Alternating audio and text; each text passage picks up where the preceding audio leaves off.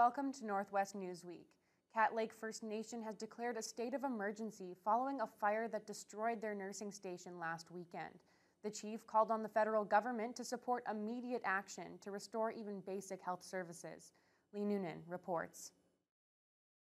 A fire has leveled the Margaret Gray Nursing Station in Cat Lake First Nation, destroying the community's healthcare facilities, including the nurses' quarters, as well as medical equipment, medication, and any medical records that weren't backed up.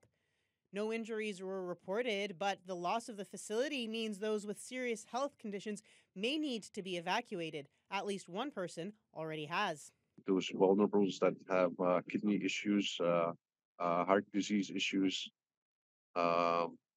issues with the lungs, like asthma patients, things like that. Chief Russell Wesley says there were 3 nurses living and working in the building at the time of the fire. They escaped the blaze and have remained in the community, providing what care they can out of a makeshift clinic. Wesley says he appreciates their diligence. They're providing very limited personal visits at that facility, but they don't have any meds. They don't have any medical tools. The fire also caused a serious leak in the community's water systems, leaving the reservoir empty while the leak is found and isolated. Wesley is calling on the federal government to act quickly and get trailers, equipment, supplies, and medication transported to the community in the coming weeks, while the winter road is still open. Indigenous Services Minister Patty Hajdu says that plan is already in motion. She acknowledges that the need is urgent. Horrifying news coming out of Cat Lake. Losing a nursing station is no joke. These are obviously not just infrastructure facilities that people are relying on for healthcare needs of all sorts, but centers of community for preventative health, for treatment, and for urgent care. Long-term, Hajdu also commits to the construction of a new facility. The nursing station was built in 1985. Chief Wesley says there's deep sadness at the loss of the building, but he says the people of Cat Lake will pull through. I think we'll be okay. Cat Lake is very resilient. The people are resilient. And typically humor is something that gets the community through no matter how bad things get. Anishinaabe Police Services are investigating the blaze. Sources close to the investigation suggest the cause could have been electrical, but say it's too early to say anything definitive, as the Ontario Fire Marshal's Office has yet to begin their expert investigation. Lee Noonan, TBT News.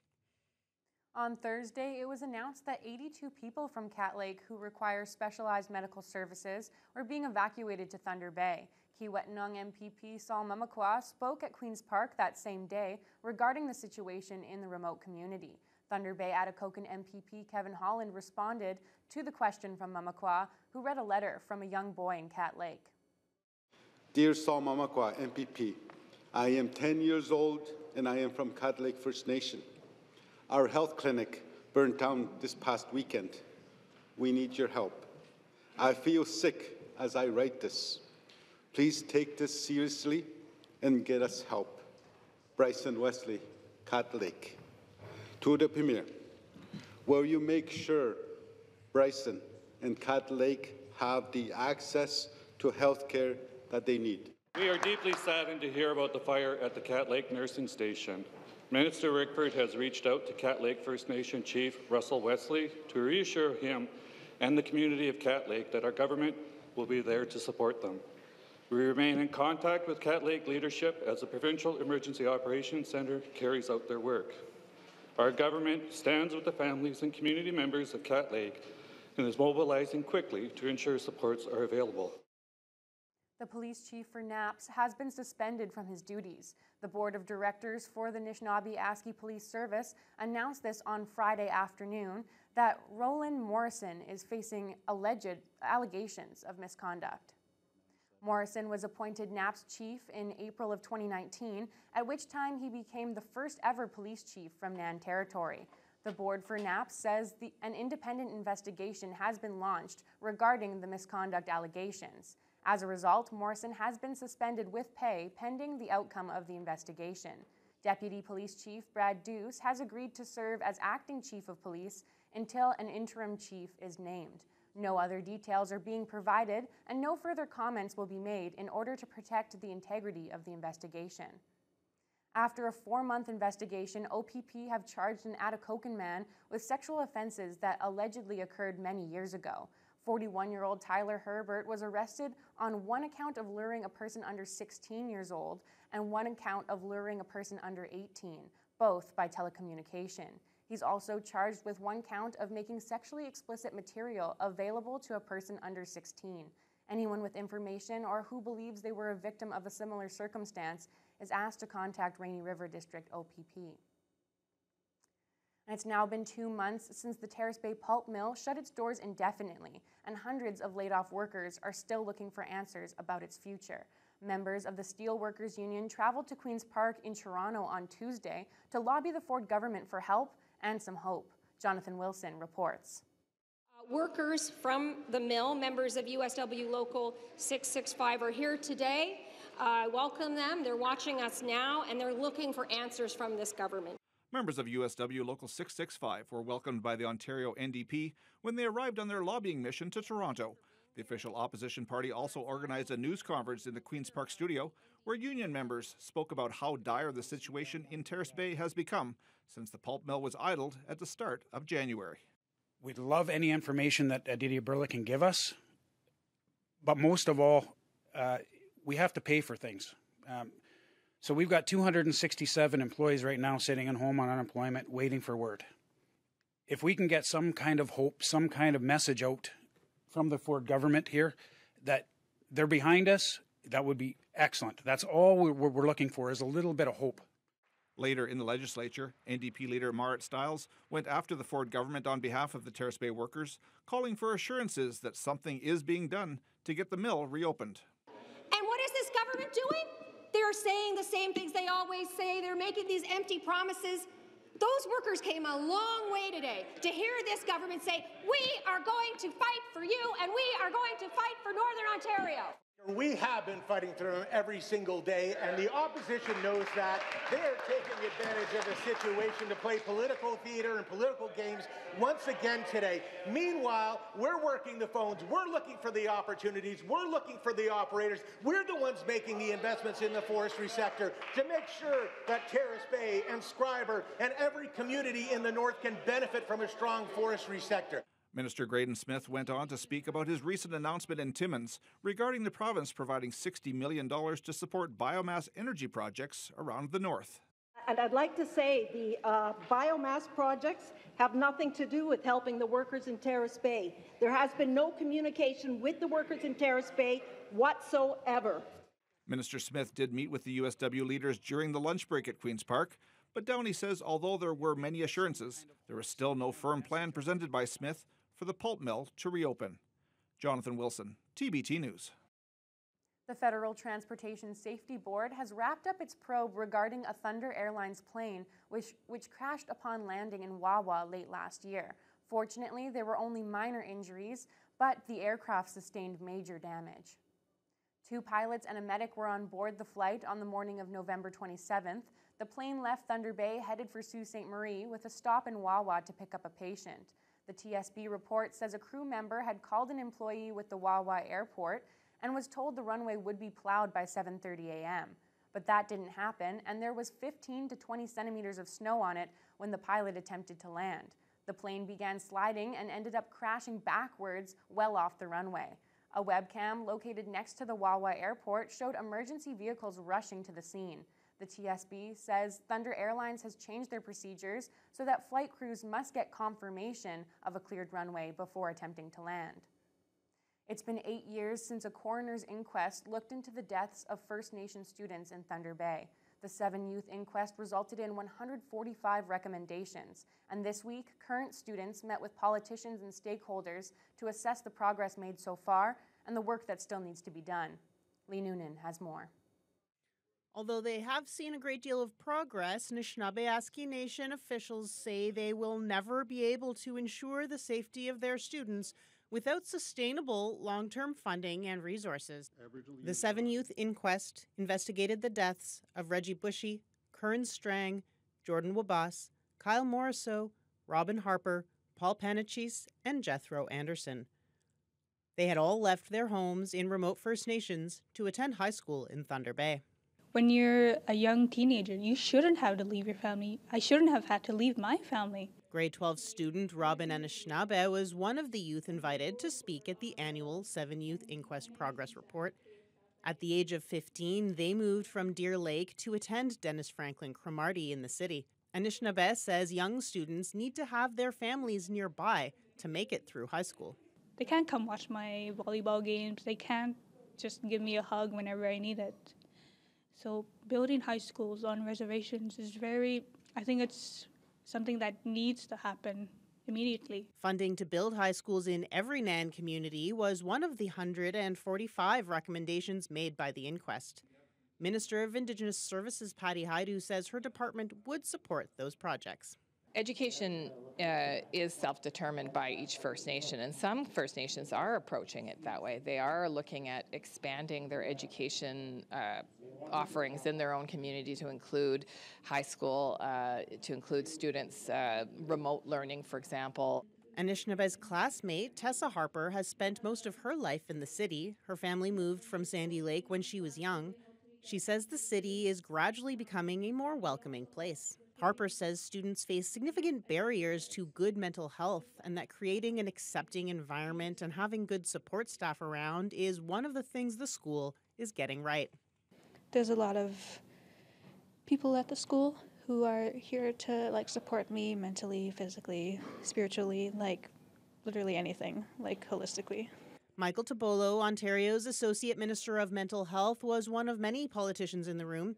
He recognizes that keeping youth safe in the city requires proactive action. But if we don't start early and help young people, and we heard that today here, issues of anxiety, depression, they affect all of us, whether you're Indigenous or non-Indigenous, but there are ways of treating and helping individuals and building resiliency. Students hope the politicians here have really listened to what they've been saying and will take it back with them at every level of government. Lee Noonan, TBT News. Coming up after a short break, we'll have more from the Cat Lake First Nation, but this time about their injunction against a gold mining company.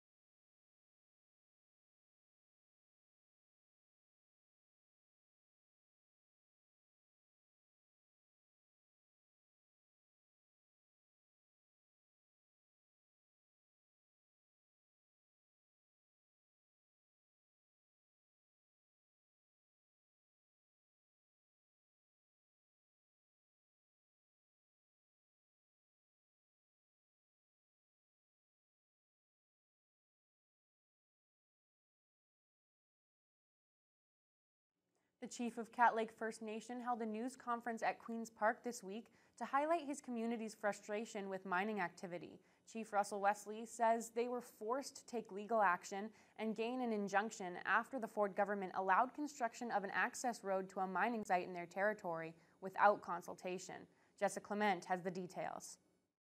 Chief Russell Wesley was joined by MPP Saul Mamakwa on Tuesday morning to talk about the temporary injunction Cat Lake First Nation secured, which stopped construction of an access road to a proposed open-pit gold mine at Springpole Lake. He stated that despite declaring a mining moratorium and initiating an Anishinaabe-led impact assessment on the project, the government went ahead and authorized First Mining Gold to construct the road.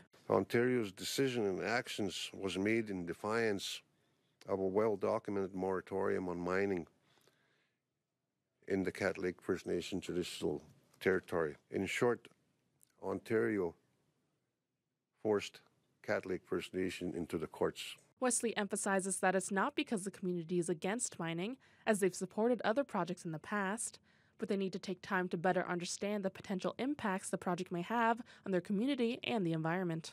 Mamakwa says the injunction is a marker of a bigger issue. The Ontario government continues to proceed with any work that's happening within our homelands without the free, prior, informed consent. Certainly when we continue this work, there's other crises that are happening in our First Nations and our communities, and that's what we struggle with. Jessica Clement, TVT News. A pair of mining companies in the race to become Ontario's first lithium producer made big announcements this week at the annual Prospector and Developer Conference in Toronto. Frontier Lithium announced a joint venture partnership with the Mitsubishi Corporation. The Japanese company will invest $25 million to secure a 7.5% ownership share in the PAC lithium deposit located north of Red Lake. The lithium ore would be processed for use in electric vehicle batteries. Frontier CEO Trevor Walker says they're planning to start mining at the site by 2027 and have a lithium refinery set up somewhere near the Great Lakes by 2030. This is about creating a partnership or creating the foundation towards advancing the really strategic Tier 1 resource located in northwestern Ontario, the PAC Lithium Project. So PAC project boasts the highest grade for lithium resource in North America. It's really large tonnage, top 3 in size on the continent, and really high quality. Meanwhile, RockTech Lithium has announced the former mill site in Red Rock has been chosen for their future lithium processing facility. The refinery would be built on land owned by BMI Group, with that company contributing $5.5 million towards the project. The lithium feedstock would come from RockTech's Georgia Lake deposit, located just 100 kilometers away near Beardmore. Also at the PDAC event, the chiefs of Webequie and Martin Falls First Nation signed a deal with Ontario Mining Minister George Peary. The Community Development Agreement is the latest step towards building roads to the two communities and the Ring of Fire. This agreement reflects that progress and aims to ignite collaborative discussions for proactive planning on these roads. I know the Community Development Agreement we've reached here today will help us work together to build stronger communities and prepare for a future that is connected by roads. The Ford government, Martin Falls, and Webequie signed an agreement to develop community infrastructure projects that would support future development opportunities in the area, including the Northern Road link to the mineral-rich Ring of Fire region. The two chiefs say they are looking forward to the opportunities this opens up for their First Nations. It's very important work for us. We take the lead in that, working with our staff and our partners, and we have very important, very capable people working with us, and we want to continue to do that, take the lead on any developments that happen in our lands.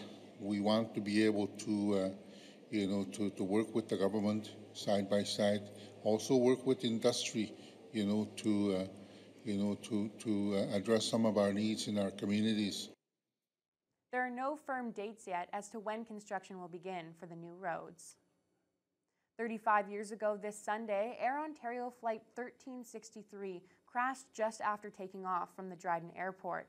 The devastating accident killed 24 people, changing aviation safety standards, and made an indelible mark on the region. Now, the Dryden Museum is commemorating the tragedy. The exhibit opened on March 1st and will run until May 10th. It features information about the crash, what went wrong, the impact it had on aviation, as well as recognizing the efforts of local first responders.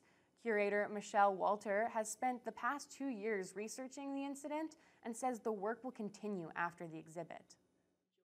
It's a key piece of local history, but also it touches on a national story as well. The crash itself impacted aviation nationally and internationally in a way. So we're looking at the science behind the incident and the response efforts to recognize those in town who responded. Walter says there is something to learn from the exhibit for both locals and visitors of all ages, and she encourages everyone to pay a visit to the Dryden Museum. A small structural fire in Fort Frances was spotted by Rainy River OPP while on patrol Tuesday. The shed next to the former Norwest Animal Clinic on the corner of Portage Avenue and Church Street was found on fire. Police are now asking the public for assistance in the investigation. Anyone with information regarding this incident is asked to contact the OPP or Crime Stoppers. It's time now for another short break, and when we come back, we'll hear from a Matawa event dedicated to their female educators.